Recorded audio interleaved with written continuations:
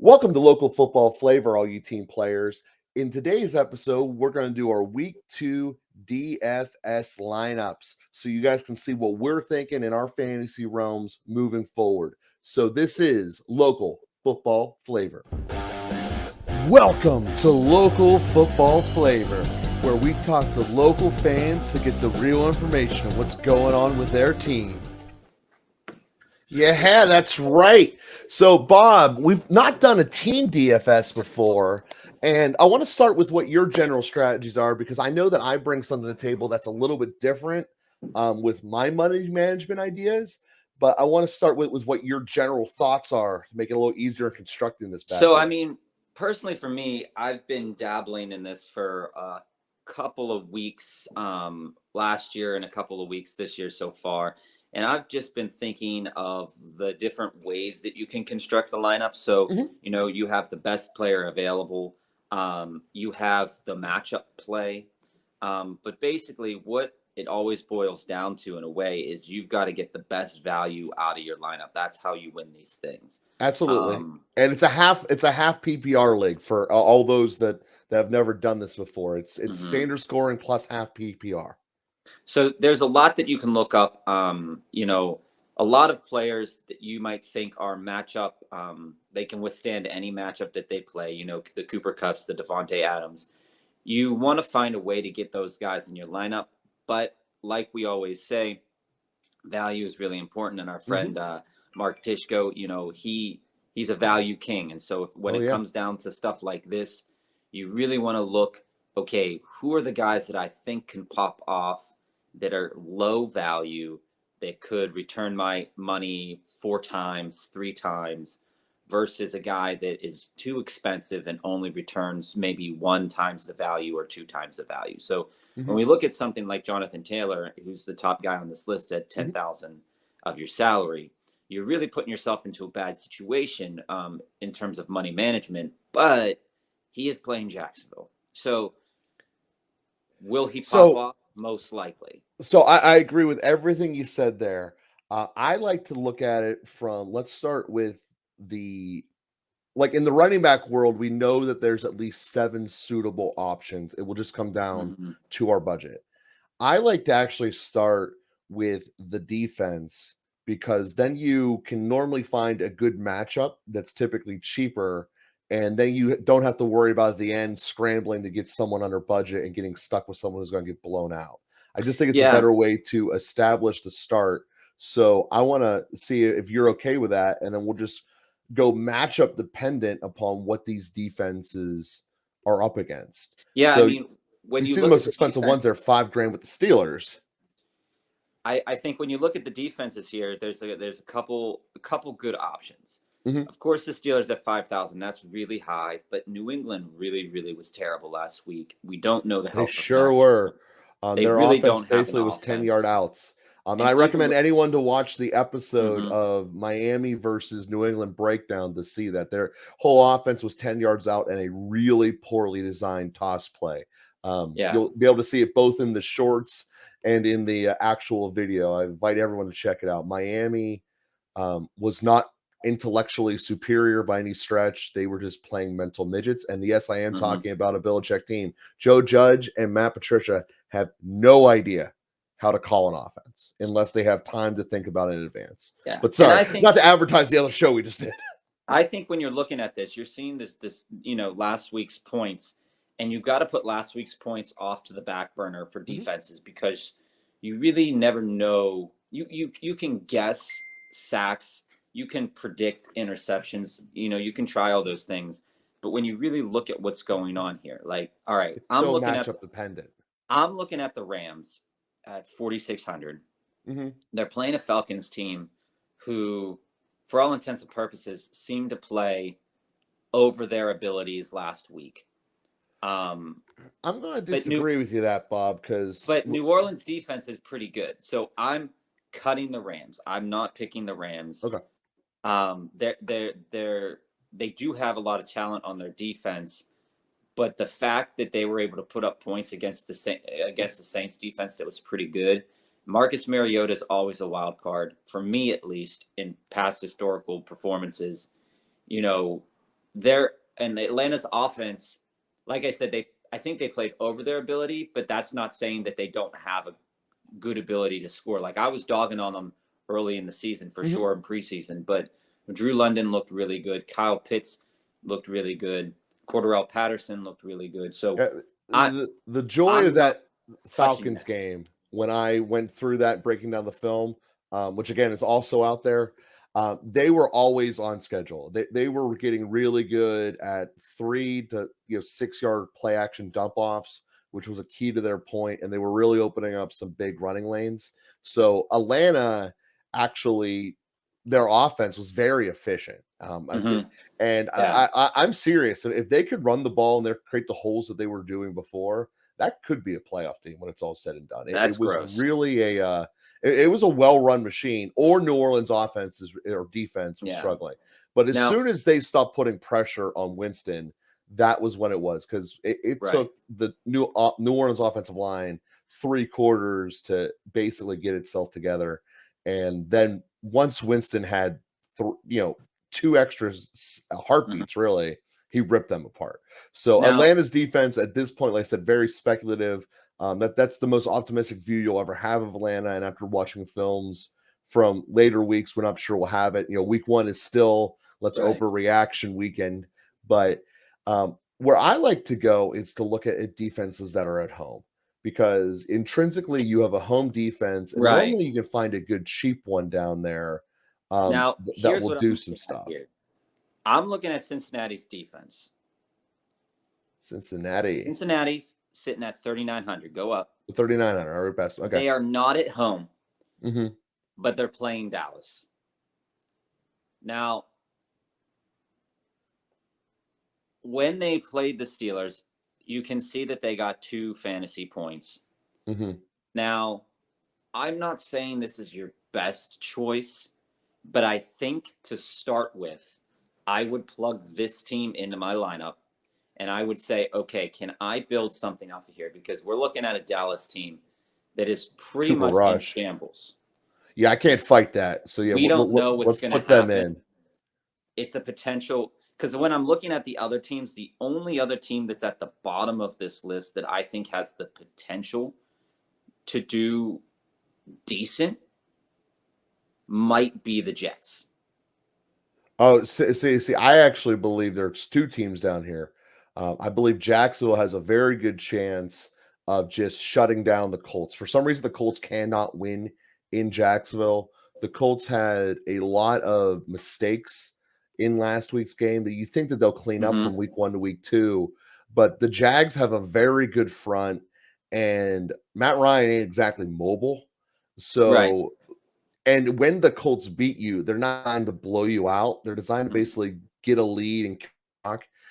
The Colts might be the team that I secretly pick against a lot because of that reason. But you can't discount Cooper Rush. I mean, that guy is just he's probably what, the 70th quarterback in football right now. Right. And the counting the other reason I say the Jets, and just for watching the tape last week, watching the games last week, Lamar Jackson threw 3 touchdowns.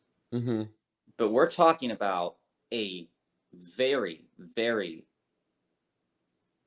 good quarterback in terms of rushing, and one that's pretty good with passing. And you go to the Browns, who have Nick Chubb and Kareem Hunt, but I'm looking at it and I'm saying, okay, the Jets are playing Cleveland. Cleveland's at home, whatever.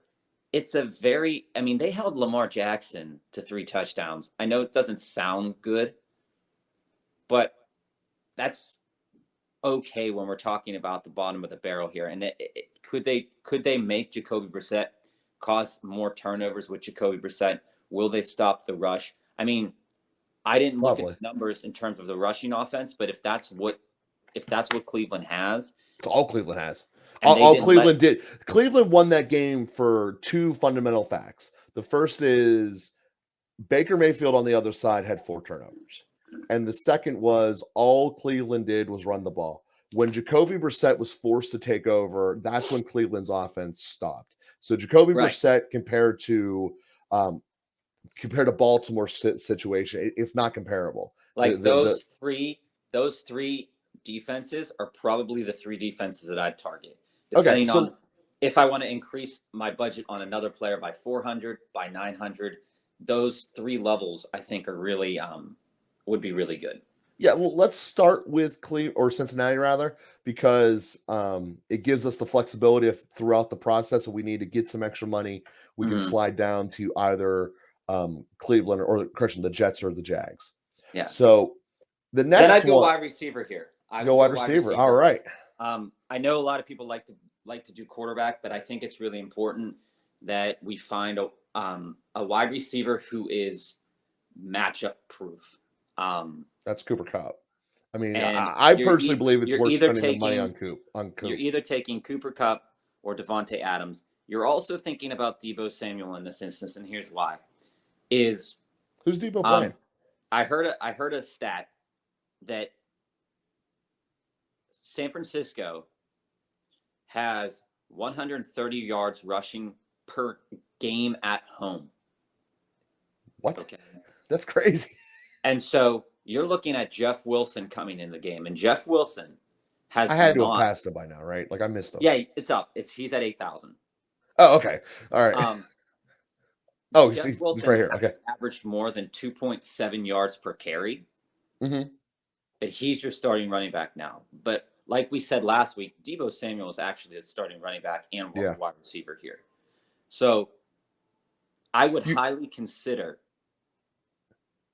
at an $8,000 price point Deebo Samuel for the sheer fact that I believe he will get a lot more rushes this week. And we could potentially see a Deebo game where we're looking at, like 90 yards rushing, 2 touchdowns, 5 receptions, 100 yards. Hard to fight Deebo. I would like to try to see if we can afford both of them, him and Kupp, and just know that we have a position on our roster that we dominate, and maybe we go cheaper on tight end and running back. Arizona looked like garbage last week too against Patrick Mahomes, but it's really hard to not look like garbage. But Devontae Adams, he looked good, but not as good as Cooper Kupp did. No one looked as good as Cooper. So I think that that's the way to go. Cooper's on fire, and it's just the it's a lot of money to go with it. We got to start going mid-round, but I think that we'll be able to find a decent, serviceable quarterback at a low rate. And that should probably be our next play here. Okay, well, let's go over there to quarterback and try to. We kind of already priced ourselves out of the top tier, so let's just kind of. But if you look at the top tier of this week, it's not really worth it. No. I think that we're going to need to just scroll down the page, start on page 2, if you will, and just look to see what we got here. So we got Lawrence at 67. Like I say, right now you see our average is 64. So I would personally want to be below 64 on this, but let's look at where people are at. Now we're starting to talk like Jacoby Brissett and Trubisky. Okay. I really don't have a problem with Trubisky this week, especially at that value at 55 there. I think that the Steelers offense is really going to open up. The New England defense did not have an answer to playing tight coverage. Almost every single play, and then granted, they're playing Tyreek Hill and Waddle, so you want to have someone over the top.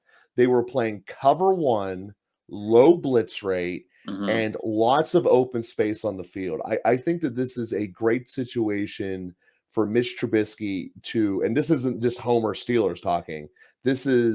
He was the second pick in the draft. The guy's a winner, and the Steelers do have an ability to spread the field with speed.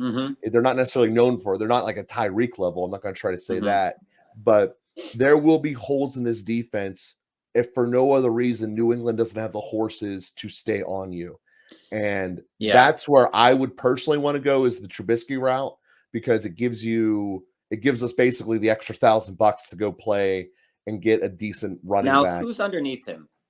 Underneath Trubisky. Because he seemed pretty low on that list. Now, if you're looking at the guys I mean, underneath you're him, looking at Flacco and backwards. I mean, Trubisky's what, the third lowest quarterback that's going to play. none of these guys are Oh, really Mills. startable, but I would consider Davis Mills just because when you're looking at what's now, I can't say that Geno Smith and Davis Mills are on the same level, but when you think about what Davis Mills was doing against Indy's defense and what Geno Smith did against Denver's defense, there's potential there that if you wanted to save the $100, you could put it somewhere else. But I would say if you're going to go with a quarterback this week and you want to have Deebo Samuel and Cooper Kupp in your lineup, you're looking at Mitch Trubisky and Davis Mills. Those are your two guys that you're probably deciding from. I say it's a toss-up on what happens because Denver's defense didn't look too great. New England's defense looked pretty bad. And in the toss-up, you go with the home team. I think that's just the general role that you should do in toss-up. So let's put Mitch in the roster here. All right. So the next attack here, I think is tight end. I'm going to save the two running back positions because. So right now we have two running backs. We need to start, a third receiver, and a flex. And we might have to take Cooper Kupp out of the lineup. We might have to take Deebo out of the lineup, but we'll see how much we got. We might be able to make this work as is. I like what we've got constructed here. I think that you got good value with Trubisky. You got good value with the Bengals and two bulletproof players. I like having bulletproof players in my lineup. That way you're not playing. The problem with the value game sometimes is you're constantly trying to find these second and third year tier talents and hoping that they connect. With two bulletproof guys, yes, we got to do that more, but at least I know I got a starting point. And sometimes in a 50-50 league, that's all you really need as a starting point. So in the tight end world here, the name that's kind of jumping out to me here, as you see how quickly their prices drop, this is really obvious. It's a 4-tier race. You got Andrews, Waller, and Taysom Hill. Taysom Hill, I really believe, is fool's gold. He had that big run out of center. He did it in the first quarter last week against Atlanta. Yeah, they didn't put him back under center after that drive. Kamara being unhealthy, what you're looking, I mean, let's be honest, what you're looking for here, because when you're looking at tight end here and you're looking at, okay, what's going to be the fool's gold this week? If you sort this by fantasy points per game from last week, can you do that? Are you allowed to do that? Current stats. Can you sort it by, like, if you click fantasy points per game, can you sort it by fantasy points per game? There we go. Fantasy points per game. You're looking at the top guys from last week. And if I'm really being serious and I'm looking at this here, you are probably going to win first place probably by a couple points, right? Yeah, but you only need to be in the top 50. So we just need to be balanced. So if I'm looking at this and I'm seeing, okay, Will Disley, OJ Howard, Taysom Hill, Colby Parkinson, or I can go down and get a guy that can really pop off. Those guys popped off, and the idea that they're going to do that again this week is probably not very high. If I'm really looking at something here, I'm probably looking at Dalton Schultz for the same reason we said about Cincinnati Bengals defense. Dalton Schultz at 5,600 could potentially be the play of the tight end position this week. He's going to get the ball more because Cooper Rush is probably not going to be able to get the ball to CeeDee Lamb. He's probably going to be pumping Zeke or Tony Pollard. And I think that there's going to be a lot of underneath room just because he's going to be making some plays, and it's going to be pretty much a disaster. Cooper Rush might get like 125 yards passing, 145 yards passing, and most likely 60 of them are probably going to Dalton Schultz. He's probably going to get like 5 receptions. So you're looking at potentially 9-10 points. And outside of a big breakout game, like OJ Howard had 2 touchdowns, outside of a big breakout game like something like that, your tight end position isn't getting you a lot of points. So I'm not spending $7,000 on Mark Andrews because even if I am, the value isn't there. You know, if you played this on Thursday, you saw that Kelsey was going off for 8,000 or something like that. And he only put up 41 yards. or something to that nature.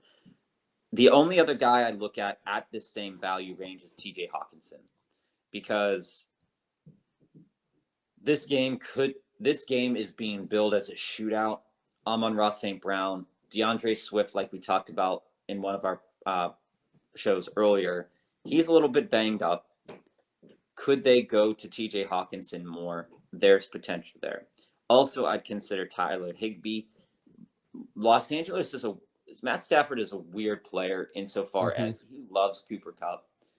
But once they get down into the red zone, I feel like you can't rely on any player there. And if you're going to try to hit on somebody at $5,300 here, you might end up backdooring your way into a Tyler Higbee touchdown.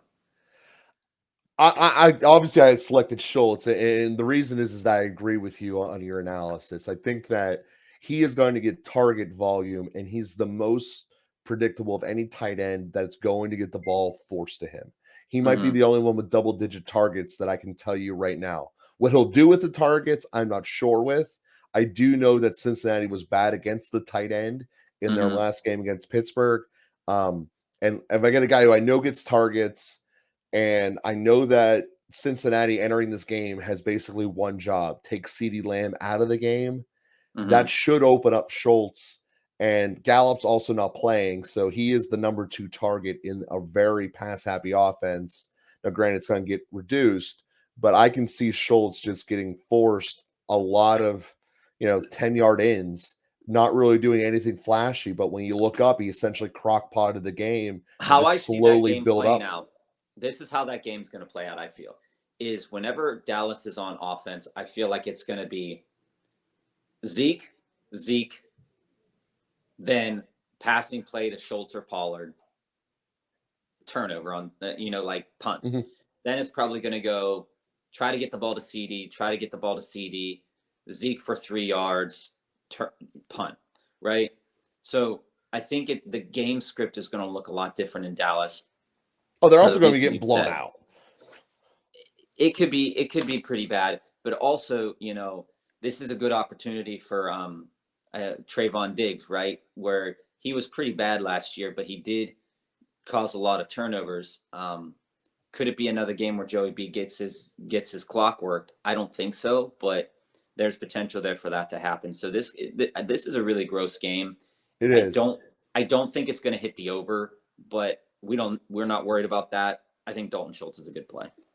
I agree with that. And going back to what we're talking about, bulletproof, it's going to be hard to say that Jamar Chase isn't there, because we're not going to take him. Maybe if we got to step down from Kupp because it's $1,000 difference.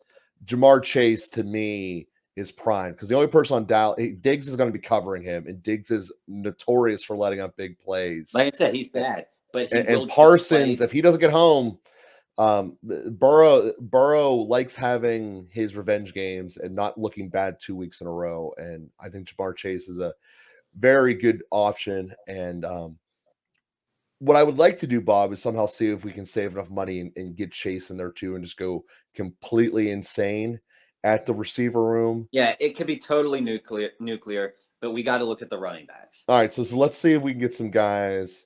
Probably got to be shopping in that 6,000 to 5,000 range, right? To be able to make the type of lineup that we want to build correct.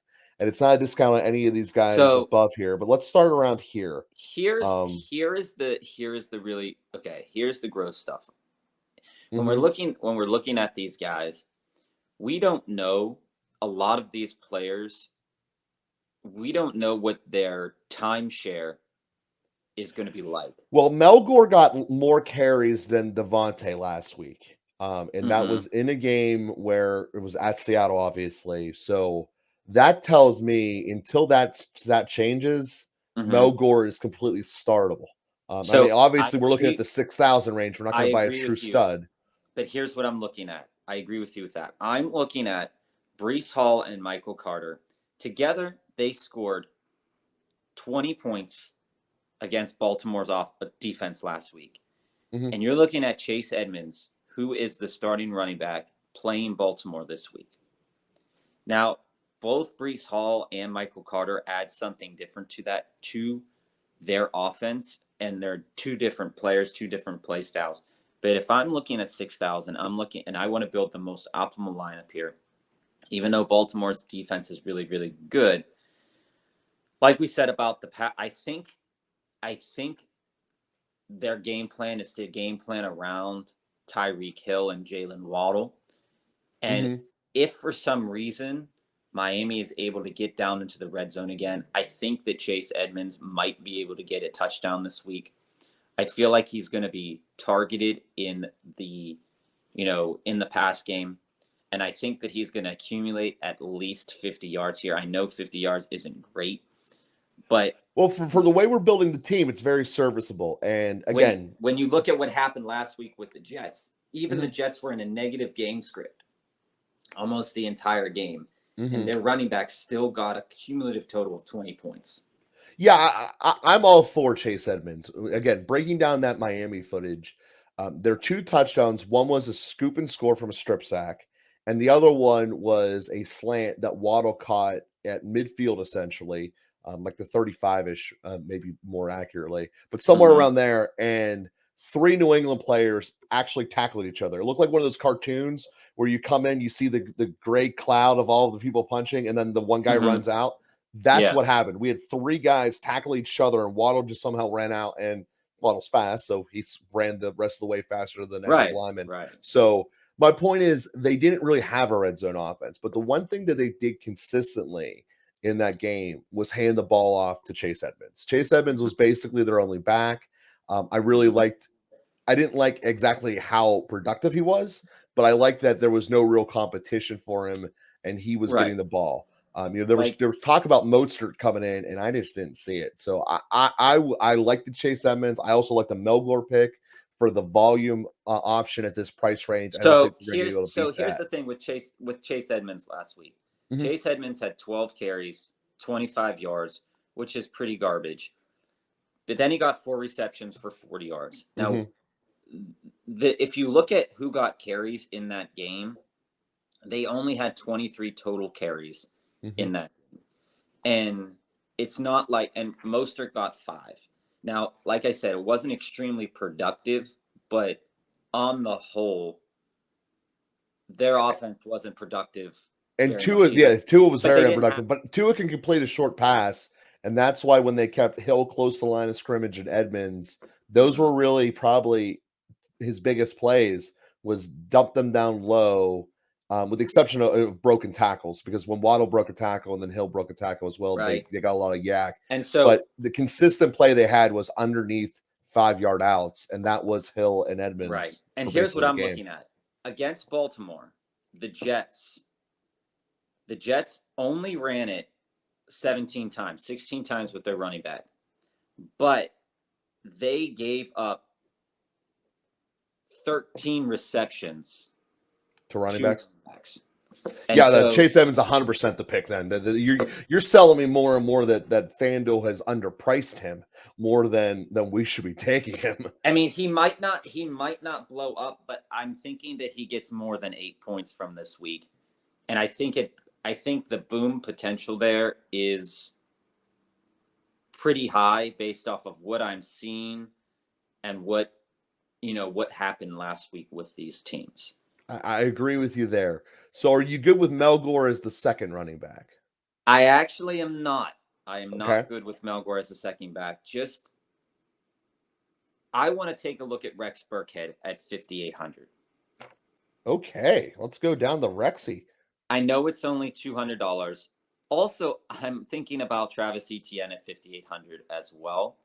And I'm thinking of Tony Pollard at 5,700 for the reasons that we, talked about earlier. And also thinking about Kenyon Drake at 5,600. Well, of this group here, Bob, the one that I would fight the hardest for, without a doubt, is Etienne. In his game last week, Etienne literally drops a gift touchdown, which I don't see him doing again. They were actively trying to get him in the short passing game to the flats when he was playing Washington. And like I said, he just flat out didn't connect. Lawrence is a vastly more talented quarterback than Tua. However, he also has that same tendency of not pushing the ball when ETN is open. Right. I think it's more of a personal ETN connection than it is Right. I can't throw a deep ball, which is Tua's problem. Right. And again, I invite everyone to watch the New England Miami film. There is justification for knowing Tua is not a capable NFL quarterback. And I would push to go for Travis Etienne because I believe that the connection there with Lawrence, I think he's undervalued. And as a receiving option, which is really kind of what this group is the receiving backs. I think he's the most talented with the ball in his hand by far. And I think that they're going to give him a chance to come back in this game. Yeah, and so when I look at these two matchups, and I see Rex Burkhead and I see Travis Etienne at the same cost. What I'm looking at here and what needs to be looked at is the potential for touchdowns and the potential for receptions. Like Rex Burkhead against Indy last week had, I think it was like 14 carries and almost 50 yards. But he also had 4 receptions. Travis Etienne, so we're talking Dameon Pierce too. So Dameon Pierce, who's listed at 5,600, also had 11 carries last week. Travis Etienne got out carried by James Robinson, who's valued at least a little bit higher here. Like you said, if a couple of those things went the other way in Travis Etienne's favor, we wouldn't be talking about James Robinson this week. Another week of practice. Rex Burkhead and Dameon Pierce combined, for the same reason we went with Chase Edmonds, combined for like 70 yards rushing, but they also got a decent amount of looks on through the air. Not as many as the Jets running backs, but their offense is a little bit different. Now, when I'm thinking about who I want, I would be okay because I think they're interchangeable here. But I think if Houston, Denver had Seattle this past week, and their offense was not excellent, but their running backs put up, okay yards. In both of these situations, who am I going to rely on in the red zone if I get to the red zone? If I get to the red zone, I think Rex Burkhead punches in those short yard, 1 yard, 2 yard touchdowns. If I'm in the red zone, James Robinson is getting that. So Travis Etienne, I think, if he's going to score, he has to score from outside the 10-yard line. And I don't know if there's a lot of opportunities for that to happen this week for him. But I think they're interchangeable. I think Travis Etienne gives you the better upside at the value of 5,800. But I think Rex Burkhead gives you the better known quantity of potential touchdowns because in the past he has been used right when they're in there. The reason I'm going to push against this, actually all Houston for this week, is the notorious factor of going to altitude early in the season at Denver. And going from sea level to Denver is normally historically backbreaking for offensive production. And that's obviously why I would just discount the 2 Houston players, because sea level to Denver is the most extreme you can have. And that's, to me, was, like I said, why I would stick with ETN or Melgore. Like I said, Melgore is only 200 away. And to me, that's not that big of a difference. So to me, it comes down to Melgore, ETN, and that's your call. And here's my other person that I mentioned, Kenyon Drake at 5,600. I know it's only a couple $100, but the next best running back on that team, if J.K. Dobbins is out, is Lamar Jackson. Lamar Jackson is the best running back on that team when everybody is even healthy. Kenyon Drake at 5,600. I know Mike Davis is there. It's zero competition. This guy could potentially. So having the lead back in a very run-heavy offense, There is some argument to that as well. Yeah, he could potentially blow up this week. However, what needs to be said here is that we're measuring. So if we're looking at Miami's defense last week, we could, positing over it New England's offense against Miami's defense. New England's offense played really putrid, like we said. Yes. And when we look at when we look at what Miami gave up in terms of like passing to running backs, they gave up four, maybe 7 receptions. I think it was more like, it was like 7 receptions to running backs for not a high total. But how this game is probably going to play out is Baltimore's probably going to get off to an early lead. Yeah. They're probably, Rashad Bateman is probably going to get a touchdown. We're probably looking at Devin Duvernay probably putting up like 50 yards or something like that. And then Mark Andrews is probably going to they're probably going to pump in Mark Andrews a lot this week because he really underperformed last week. But Kenyon Drake at that value, you're taking the. Are you sure Dobbins is out? I'm looking at it. I'm looking it up right now. I'm almost 100% sure. If Dobbins is out, the number 1 running back for Baltimore should not be priced at 500 or 5,000, and that is to me. Well, the problem is, I bet you if you look down a little bit more, you're probably going to find Mike Davis, and Mike Davis is also an option on that team, but he hasn't actually been an option. The other gross thing is Cam Akers at 5,500. I love me some Cam Akers. You can say what you want. It's a potential,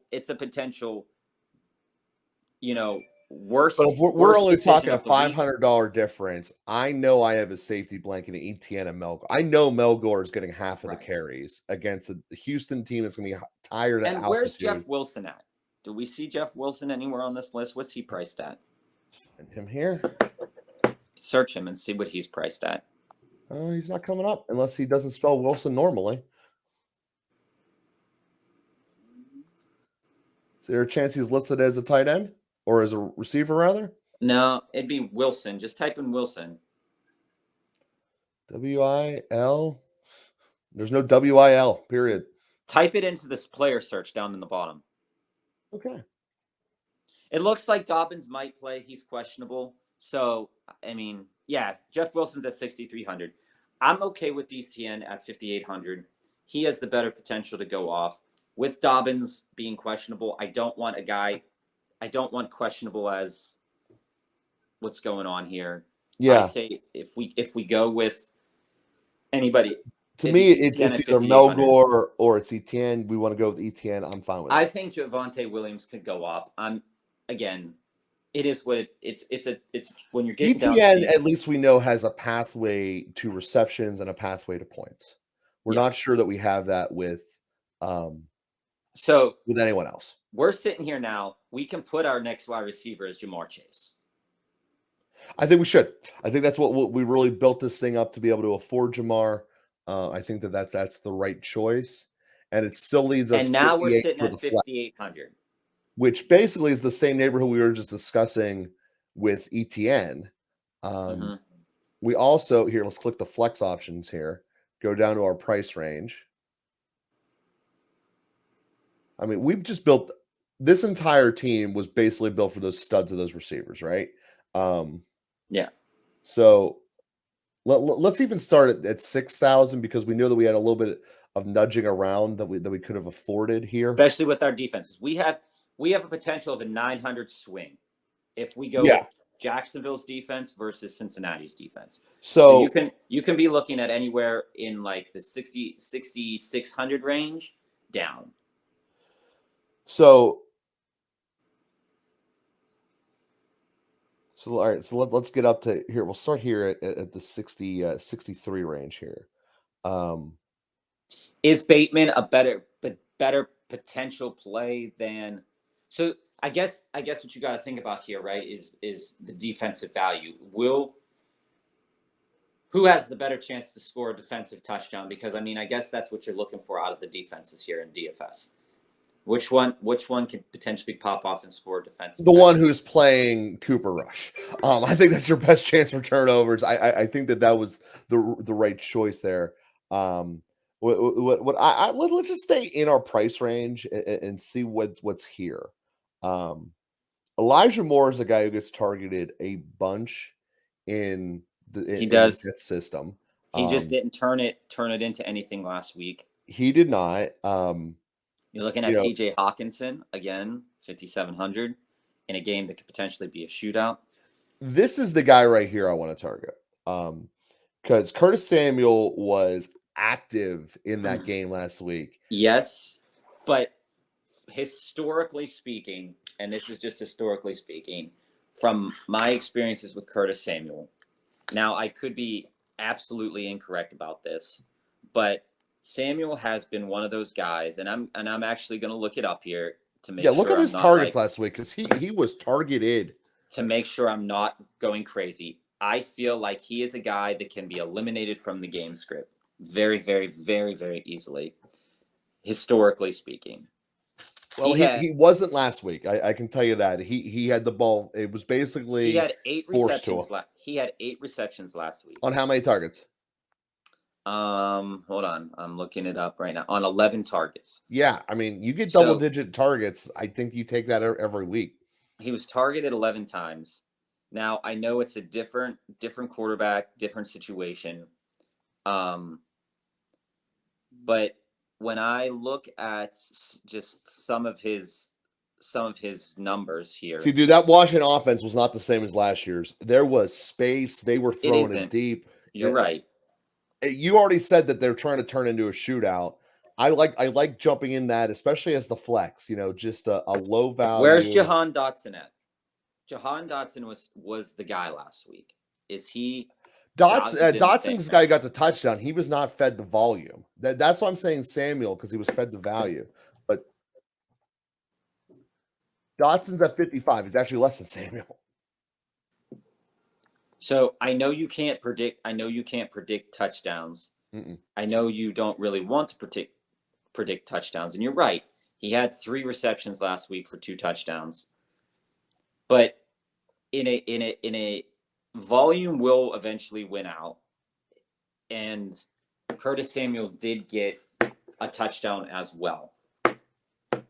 But I feel like the way the game was shaking down, if you get 11 targets, 8 receptions for 55 yards. Samuel got the touchdown when the game was on the line. Yes. When the game was on the line, he forced it to Samuel in a one-on-one coverage on basically, we need this touchdown. But my question is, what is he doing with his catches? So he had 8 receptions for 55 yards. That's like a Julian Edelman style. It's better in a true PPR than he's a slot machine. I'm not fighting that. It's better in a true PPR than a half PPR, but he's an active part of the game plan. Unless I'm mistaken, they also gave him a carry. That might have been technically a pass. Yeah, but yeah. Can you sort this by Washington players? Yeah, absolutely, I can. Commanders, boom. Okay, go up to the top. Let's sort that by salary. Yeah, sorted by salary. So he's the 3rd most expensive Washington player. And you look at and here's the struggle that I'm having with this whole with the whole Commanders. Like we were saying that I personally like Carson Wentz to go off just for the sheer fact that he's the guy commanding the offense, right? We might be able to work both. We might be able to go Samuels and then double up Wentz and put him ahead of Trubisky. I think Carson Wentz is going for a high price. Let's see where the Steelers receivers are at, because getting those double.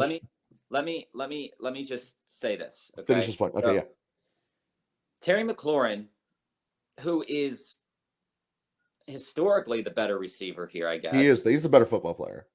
He had 2 receptions for 58 yards and a touchdown. Yeah, he's their deep threat. So Curtis Samuel, 8 receptions, 50 yards. Jahan Dotson, 3 receptions, 40 yards. This could be just because of the way coverage was last week, where they might have put all the coverage on the guys that they saw that could perform better, and they were willing. They were Jacksonville and willing to Detroit let, are similar though, but they because were willing to they let were getting Samuel, pass rush, right? But and they were willing to let Samuel go, mhm. and because they knew that he couldn't make the plays that the other two guys can make. Yeah, If but I'm he still building it, makes the volume. I'm not saying I want to build a real life team around Curtis right? Samuel. I If just I'm want to say I want building to build this, this week. if I'm building this though, if I was taking one of these wide receivers, I think you're right in saying that Curtis Samuel could be the guy that goes off, but it's a negligible difference when we're looking at the value here, because Jahan Dotson's, will the yards go up? Probably, but you don't know, and you can't, like you're saying, 2 touchdowns is probably unrealistic. Mm-hmm. But if he gets into Curtis Samuel territory where he's getting eight touchdowns, I think or 8 touches, I think Jahan Dotson does more with his 8 touches Oh yeah, than he keeps Curtis them deeper Samuel does. downfield. Yeah, yeah. There's no doubt about that. So, All right, so if you want to go Dotson there, but I think Curtis Samuel's perfectly fine for the price. all right. Well, then we're gonna go Sam. We just don't know what's gonna. It's a mess, really.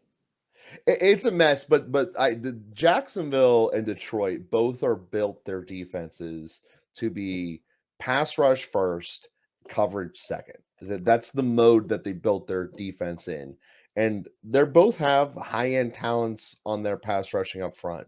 So to me, that means your offensive is essentially going to be under similar distress, and your game plan is probably going to mirror itself. The two of them scored basically the same amount of points, but Mm-hmm. like I said, I tend to go towards the targets more, especially since it's only going to be Dotson's second game. Yeah, And I mean, there's also going to be a chance and for that's Detroit to perfectly exploit fine weaknesses on him. when you think about this lineup, that's perfectly fine. Okay, so now we have we ended up only with $100 extra dollars left over. So is there anywhere that we really could look at and say, hey, we can benefit this team? Is this kind of like the last You once said you over wanted check? Steelers wide receivers. I did want to look at the Steelers wide receivers. And the reason I want to do that was to see if any of them were in the same realm for volume. And we could really change this thing up here, Bob. I know you would buy into Pickens. It's a complete shot in the dark. It would give us 800 to upgrade at a different position, probably running back over ETN. But would that 800 make a difference is what I'm Well, saying. let's just put it in right George here. Pickens So didn't get a lot of receptions last week. no, he did not. He was very similar to Dotson. But let's go over to running backs and just see what 800 above ETN is. So So you're we're looking at at 66. 66. So we're looking at Josh Jacob or Rashad Penny. Yeah, I'm not totally sure that's worth it as a net increase. I don't think so either. Yeah, And so I think we go back to Samuel. I say if you looked at quarterback, if you looked at quarterback, that would give you up to 7,100. Yeah. Is 7,100 opens up a lot of names. We're talking Daniel Jones, Baker Mayfield, Trevor Lawrence, obviously not Tua, Goff, Brissett. I'd like Trubisky more than those, period, let alone the price difference. And the other thing too is if you really thought that it was go down a minute. Stop, go up. If you go up a little bit more, go up to like 7,400. Okay. Wentz is sitting there at 7,400. You could potentially take your Jacksonville defense, which gives you the extra 900. I'm not sure Wentz is going to have that much different game than Trubisky. At the end of the day, I think Trubisky is a tremendous value, and I think he's going to go off. Okay. I mean, let's just see, just for the hive mind perspective, put in Wentz, downgrade to Jacksonville. All right. So this is going back to putting in. Leave the flex open. Leave the flex open. Okay. Leave the flex open. And then Put you in want to switch to Wentz instead. Oh, someone got hurt. Who got hurt, Bob? nobody. That was just a different Thing. Alert altogether. Yeah. So Wentz we're is going at 7,400. Go to Wentz. And then you wanted to change Jacksonville as our defense. Yeah, you could change it to that. Okay. Then go up. We're sitting That gives us 58 for our flex. Do I like that more? I don't really know. Right? Do I want to keep the Bengals in there at 3,900 and go for a different flex? I don't think so. I don't think it does us anything different. Yeah, I mean, I still think at the end of the day we get to the same argument of taking here's another Samuel, and we're $100 better. Jones. If we're going targets, if you're talking targets, Donovan Peoples-Jones is a weird play. He did get a ton of targets. That is true. Amari Cooper is supposed to be the number one wide receiver. He got 6 so Donovan Peoples-Jones got 6 receptions the last game for 60 yards. Obviously no touchdowns. Because once it gets to the red zone, that's Kareem Hunt. But he also had 11 targets.